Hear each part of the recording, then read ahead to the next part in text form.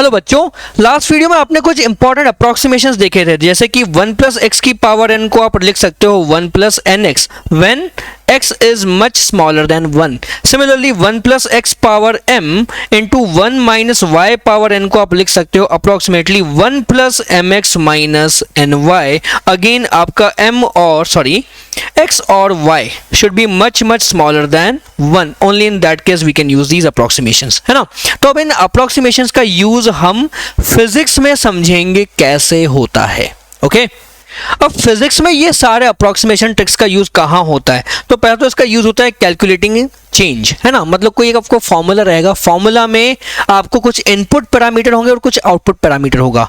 तो input parameter को percentage में चेंज करना, मतलब आपने 2% 3% चेंज किया तो आउटपुट पैरामीटर में कितना चेंज आएगा वो हम निकाल सकते हैं इस अप्रोक्सीमेशन मेथड से। तो कैलकुलेटिंग चेंज। दूसरा आपका यूज है फिजिक्स में कैलकुलेटिंग एरर्स यूजिंग अप्रोक्सीमेशंस, है ना। तो ये एरर वाला तो फंडा मैं आपको आगे के लेक्चर्स में सिखाऊंगा, ठीक है। फिलहाल हम कैलकुलेटिंग चेंज पे एक सिंपल सा क्वेश्चन देखते हैं। तो यहां पे आप देखो, due to heating the length of a cube increases by 2%, calculate the change in its density। ठीक है, एक आपके पास क्यूब है, क्यूब की साइड की जो लेंथ है वो चेंज हो गई 2% से, तो क्यूब की टोटल डेंसिटी किस तरह से चेंज होगी कैलकुलेट करना है। इस टाइप के क्वेश्चन बच्चों जेईई और नीट के एग्जाम में भी पूछे जाते हैं, तो ये अच्छे से समझो। तो यहां पर सबसे पहले मैं क्यूब बना देता हूं। ये आपका मान लो इनिशियली क्यूब ऐसा था, ठीक है। ये आपका इनिशियली क्यूब ऐसा था, उसकी जो लेंथ थी वो थी मान लो L। अब क्यूब में 2% का चेंज आ गया, लेंथ इंक्रीजेस बाय 2%, तो क्यूब की हम लेंथ बढ़ा देते हैं, थोड़ा बड़ा क्यूब बना देते हैं, ठीक है। तो अब इसकी नई लेंथ होगी, मान लो ये L1 हो गई। ओरिजिनल लेंथ L है, न्यू लेंथ L1 है। तो क्वेश्चन बोल रहा है कि length increases by 2%, that means L1 जो है वो L से 2% ज्यादा है, यानी कि L प्लस 2% ऑफ L लिख सकता हूं, यानी कि L प्लस 2/100 इंटू L, यानी कि L प्लस 0.02 L, यानी कि 1.02 L बन जाता है। ओके तो ये आपका है L1। अब अगर मैं डेंसिटी निकालता हूं तो डेंसिटी क्या होता है? मास बाय वॉल्यूम, यानी कि मास बाय लेंथ का क्यूब लिखें क्या? क्यूब के केस में वॉल्यूम कितना होता है? L क्यूब होता है। तो इनिशियल डेंसिटी आपकी है m/L क्यूब। अब जो न्यू डेंसिटी है बच्चों, न्यू डेंसिटी D1 क्या होगी? m/L1 क्यूब होगी।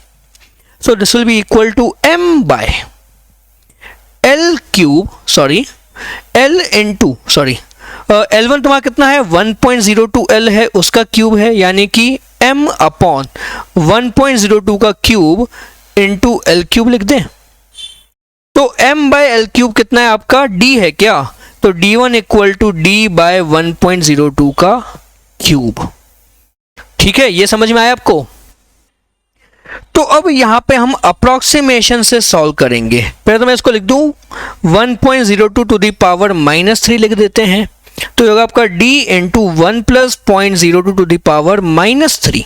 ओके तो अगेन हमारी अप्रोक्सीमेशन की ट्रिक लगानी, जो पावर -3 है उसको कर दो मल्टीप्लाई, तो ये अप्रोक्सीमेटली हो जाएगा d 1 प्लस -3 इंटू 0.02 हो जाएगा।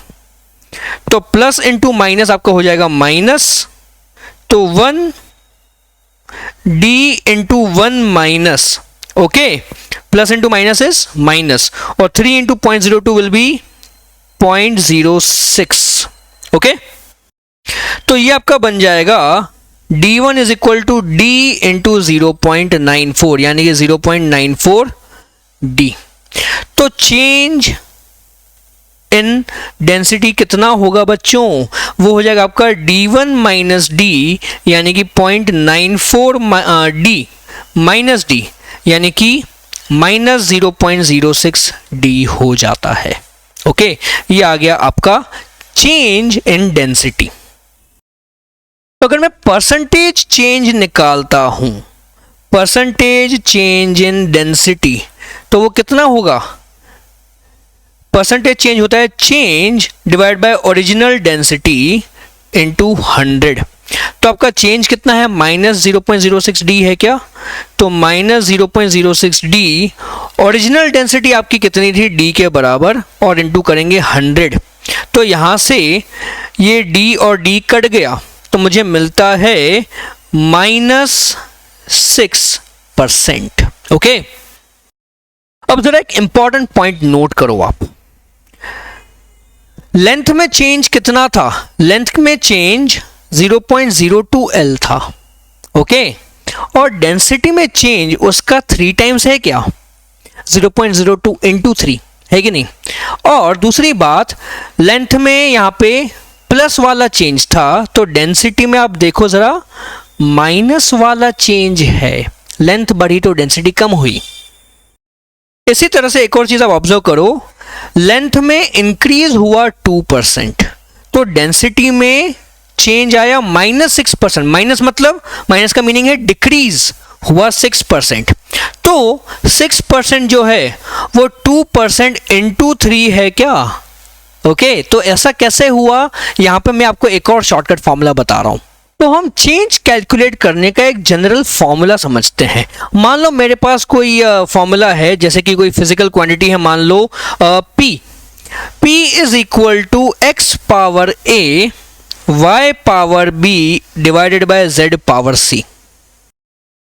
तो अब मान लो आपको क्वेश्चन बोल रहा है कि चेंज इन x जो है वो है मान लो R% है, ठीक है, चेंज इन y जो है वो मान लो है S% है, और चेंज इन z जो मान लो होगा T% है। ओके, तो पूछा है कि चेंज इन P कितना होगा, तो उसका फॉर्मूला बनाते हैं। तो सबसे पहले आपका x चेंज हुआ तो हम नया x निकालते हैं, न्यू वैल्यूज हम देखते हैं क्या होंगी। तो जैसे x डैश क्या होगा, वो होगा x प्लस R% है ना, तो R अपॉन 100x होगा क्या। तो क्या मैं इसको x into 1 plus R by 100 लिख दूं। ओके, आई होप ये आपको क्लियर है। सिमिलरली मैं y डैश को लिख सकता हूं y into 1 plus s divided by 100, और मैं z डैश को लिख सकता हूं z 1 plus t divided by 100। तो मुझे x y z की तीनों की नई वैल्यूज मिल चुकी हैं, x dash y dash z dash. तो p की जगह मुझे चाहिए p डैश। तो p डैश आपका कितना होगा, यही फॉर्मूला हम यूज करेंगे न्यू वैल्यूज के साथ। तो वो आपका हो जाएगा x dash to the power a y dash to the power b divide by z dash to the power c। तो x डैश आपका क्या है, x into 1 plus r upon 100, और x की पावर a थी तो ये दोनों जगह पावर आ जाएगा a, इंटू y डैश क्या है आपका, y डैश है y 1 प्लस s बाय 100, तो y 1 प्लस s अपॉन 100 और पावर b दोनों जगह लग जाएगी divided by z into 1 plus t by 100 और पावर c दोनों पे लगेगी। तो अगेन यहां से मुझे क्या मिला, ये बन गया आपका x power a y power b upon z power c, और 1 plus r by 100 power a 1 plus s by 100 power b 1 plus t by 100 power c। ये हो गया आपका p डैश। अब ये पूरी टर्म जो है बच्चों, ये तो p के बराबर है, तो मैं p डैश को लिख दूं p और इनटू। अब अगेन यहां पे आपके पास क्या है, अगेन अब हमारा जो अप्रोक्सीमेशन फॉर्मूला था, कौन सा वाला अप्रोक्सीमेशन फॉर्मूला, ये जो फॉर्मूला है बच्चों, इसको हम लगाएंगे हमारे सिचुएशन में, तो हमें क्या मिलेगा यहां से, ये हमें मिलेगा 1 plus a r by 100 plus b s by 100 है ना। a यहां से मल्टीप्लाई हो गया तो ए आर बाय 100 आ गया, b को इससे मल्टीप्लाई किया तो बी एस बाय 100, और c को करो t बाय 100 से मल्टीप्लाई तो plus c t by 100। Okay, तो बच्चों ये जो टर्म है ना, ये आपको दे रही है रिलेटिव चेंज। रिलेटिव चेंज कैसे, ऑब्जर्व करो। रिलेटिव चेंज मतलब चेंज अपॉन ओरिजिनल वैल्यू। तो p dash minus p whole upon p करके देखो, p dash minus p whole upon p, यहां से रीअरेंज करके देखो, आपको मिलेगा यही वैल्यू एग्जैक्टली कॉपी पेस्ट होके। ठीक है, आपको यही वैल्यू एग्जैक्टली इधर पे मिलेगी। तो ये आपका रिलेटिव चेंज हुआ। और अगर मुझे परसेंटेज चेंज निकालना है तो मैं इंटू 100 कर दूंगा इसके साथ, है ना। परसेंटेज चेंज के लिए मैं इसके साथ 100 मल्टीप्लाई करूंगा, तो यहां पे भी तो 100 मल्टीप्लाई होगा ना, करेक्ट। तो ये 100 इन तीनों को कैंसिल आउट करेगा, तो मुझे चेंज कितना मिला, मुझे चेंज मिल जाता है बच्चों, ये 100 को हम काट देते हैं नीचे से, ये हो गया मेरा परसेंटेज चेंज इन पी। तो यहां पे मैं जनरलाइज कर सकता हूं, मेरा p का फॉर्मूला क्या है, p equal to x power a y power b upon z power c। तो अपन एक टेबल बनाते हैं, है ना। यहां पे आपका लेफ्ट में x y z और p आ जाएगा, ठीक है। फिर हम इनके बनाते हैं एक्सपोनेंट्स, ठीक है, और फिर हम लिखेंगे परसेंटेज चेंज। तो x का एक्सपोनेंट फॉर्मूला में कितना है a, y का एक्सपोनेंट फॉर्मूला में कितना है b, z का एक्सपोनेंट फॉर्मूला में कितना है c, लेकिन डिनोमिनेटर में। अगर मैं अपने फॉर्मूला को रीअरेंज करूं, मैं इसको लिख सकता हूं x power a y power b z power minus c। तो आपका z का जो एक्सपोनेंट है वो हो जाएगा माइनस c के बराबर। यहां से मैंने एक मिस्टेक की, मुझे रियलाइज हो रहा है, यहाँ पे आपका c जो है वो डिनोमिनेटर में है, तो जब मैं यहाँ पे न्यूमरेटर में लेके आया तो आपकी जो पावर है ये पावर आपकी नेगेटिव हो जाएगी माइनस c। तो वही पावर यहाँ भी मल्टीप्लाई होगी, तो मुझे यहाँ पे माइनस सी टी बाई 100 मिलेगा। तो सेम चेंज मुझे यहाँ भी करना होगा, माइनस सी टी आएगा, ठीक है। तो अब यहाँ पे आप p की चेंज निकालना चाहते हो, p का चेंज कितना आएगा। तो सबसे पहले चेंज इन x कितना है r%, चेंज इन y कितना है s%, और चेंज इन z कितना है t%, है ना। तो अब आप एक और कॉलम बनाओ, मल्टीप्लाई, एक्सपोनेंट और परसेंटेज चेंज को करो मल्टीप्लाई। तो मुझे क्या मिलता है, a इंटू r%, AR% होगा, b इंटू s, तो BS परसेंटेज, और माइनस C इंटू टी, तो माइनस CT% हो जाता है। अब इन तीनों को मैं ऐड करूं तो मुझे P का परसेंटेज चेंज मिलेगा, जो कि हो जाएगा AR plus BS minus CT%, ठीक है। ये आपका आंसर डायरेक्टली यहां से मैच हो रहा है। तो इतना पूरा कैलकुलेशन करने की आपको जरूरत नहीं है, आप डायरेक्टली शॉर्टकट में ये टेबल बना के इसको सॉल्व कर सकते हो। तो फिर से एक क्वेश्चन देखो, due to heating the length of a cube decreases by 2%, calculate the change in its density. तो अगेन मेरे पास एक क्यूब है जिसकी लेंथ जो है ओरिजिनली कुछ रही होगी L, फाइनली उसकी लेंथ कम हो चुकी है बाय 2%, है ना। तो L1 आपका कितना है, L into 1 minus 2%, L into 1 minus 2 by 100, okay. ये आपकी न्यू लेंथ है अकॉर्डिंग टू द क्वेश्चन। तो अब मुझे डेंसिटी निकालनी है, कैसे चेंज होगी, तो अपन शॉर्टकट फॉर्मूला डायरेक्टली लगाते हैं। तो डेंसिटी का फॉर्मूला क्या है, मास बाय वॉल्यूम, यानी कि मास बाय L क्यूब। तो अगेन अपन चार्ट बनाते हैं अपना, यहाँ पे अपना मास है, लेंथ है, डेंसिटी है, एक्सपोनेंट कितना है। तो मास का जो एक्सपोनेंट है वो 1 है, यहाँ लिख देते हैं 1। लेंथ का एक्सपोनेंट कितना है, लेंथ का एक्सपोनेंट होगा आपका -3, ओके। तो मैं यहाँ पे लिख देता हूं -3। देन परसेंटेज चेंज की बात करें तो मास में चेंज है क्या, क्वेश्चन में तो नहीं गिवन है, तो मास का परसेंटेज चेंज हम 0 मान लेते हैं, यहाँ पे मैं लिखता हूँ 0। और लेंथ का जो परसेंटेज चेंज कितना है, डिक्रीजेस बाय 2%, तो यहाँ पे मैं डिक्रीज मतलब -2% लिखूंगा। ओके, डिक्रीज मतलब नेगेटिव साइन डालना है। अब आप इनको करो मल्टीप्लाई, तो मल्टीप्लाई करके मुझे क्या मिल रहा है, 1 इंटू 0 हो जाएगा 0, और -3 इंटू -2 हो जाएगा +6%। अब अगर मैं इन दोनों को ऐड कर दूं बच्चों, तो इन दोनों को ऐड करके मुझे मिलेगा +6%, यानी कि मेरी डेंसिटी जो है वो 6% से इंक्रीज करेगी। लेंथ 2% से डिक्रीज हुई है।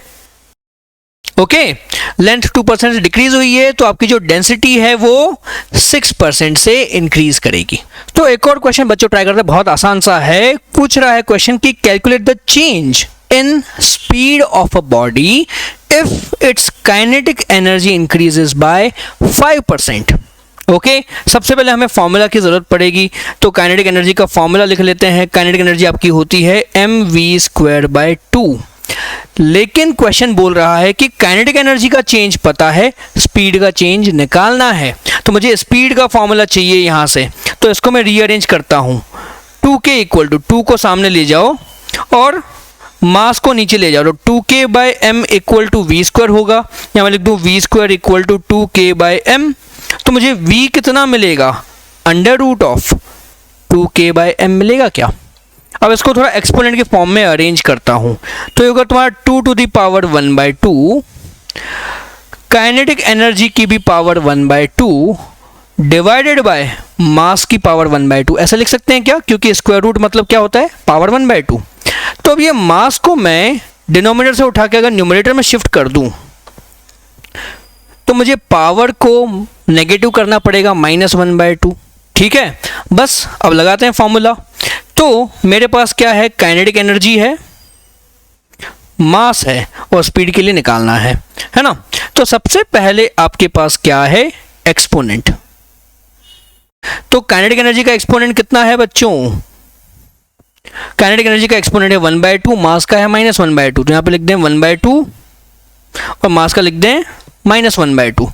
फिर चेंज कितना दिया हुआ है हमको, तो चेंज इन काइनेटिक एनर्जी कितना है, इंक्रीजेस बाय 5%। तो काइनेटिक एनर्जी का चेंज है +5%, और मास में कोई चेंज गिवन नहीं है क्वेश्चन में, उसको कर देते हैं 0। देन हमें मल्टीप्लाई करना है इनको, तो मल्टीप्लाई करके क्या मिलेगा, तो इन दोनों को मल्टीप्लाई किया तो मुझे मिलता है 2.5%, और इन दोनों को मल्टीप्लाई किया तो मुझे मिलेगा 0, राइट। तो बस अब दोनों को आप कर दो ऐड, तो इन दोनों का सम कितना होगा, 2.5%।